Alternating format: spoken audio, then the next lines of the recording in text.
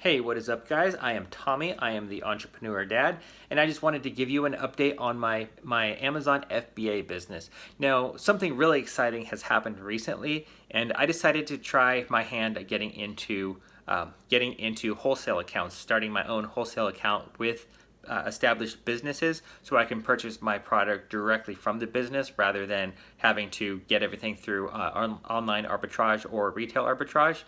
And I've actually established 2 accounts so far, and I have a couple more in the works already.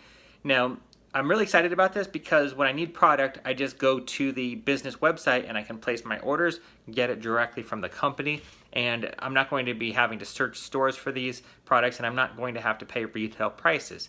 Now, not all products will allow you to establish a wholesale account.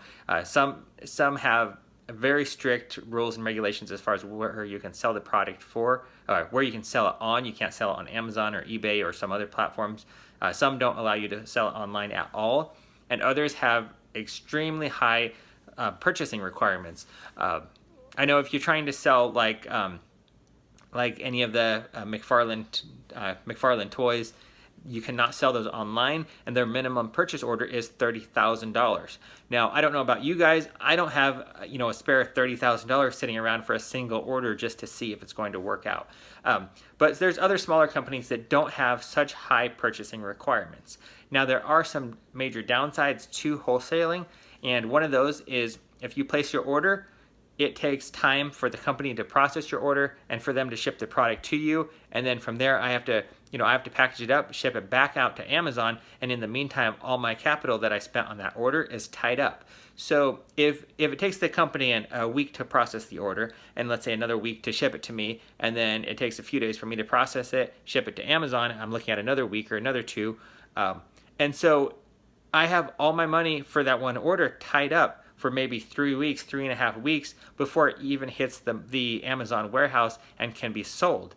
And so depending on when it hits the Amazon warehouse, if I just had a payout, it might be another 2 weeks before I sell that product and get payment from that back into my account.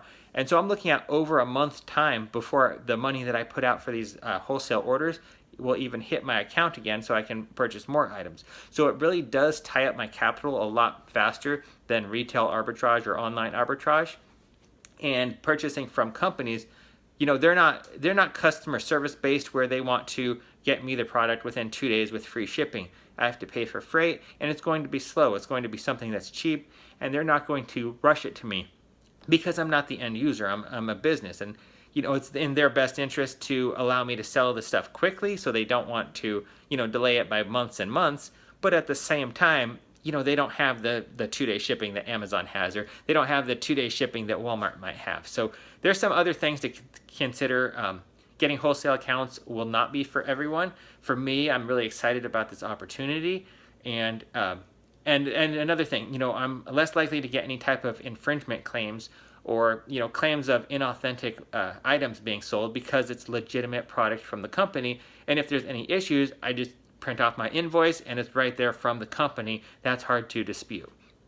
Another reason why wholesaling or establishing wholesale accounts might not be for everyone is because there is the minimum purchase order, and sometimes that might be several $100s or even a few $1,000s for the minimum order. And so if you don't have that type of capital to put into a wholesale account, it might not be for you. And also these companies, a lot of the times they'll have minimum orders, so you can't order 1 or 2 items of a specific toy or a specific item. You might have to order a case of them, or you might have to order a minimum of 20 or a minimum of 40, and that's fine if it's going to sell well.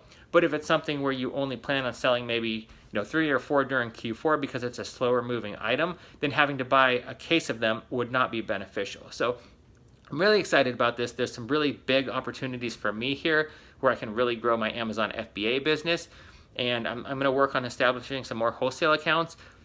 If you've been putting it off, you might want to think about doing it, establishing these accounts.